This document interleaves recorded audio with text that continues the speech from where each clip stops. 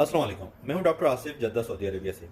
आज मैं आपको एक ऐसे इलाज के बारे में बताने वाला हूं जिसमें आपके कोई पैसे नहीं लग सकते और गरीब से गरीब आदमी भी इस इलाज को कर सकता है। और वो इलाज है सोना। सोना हमारी सेहत के लिए बहुत अहम होता है।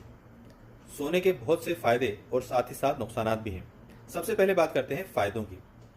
सोना हमारी दिमागी और जिस्मानी सेहत पर बहुत अच्छा असर डालता है। रात को 7 से 8 घंटे सोना बहुत ज़रूरी होता है ताकि हमारा दिमाग फ्रेश होकर तरोताज़गी के साथ दिन भर काम कर सके और जिस्म में तवानाई बढ़ सके।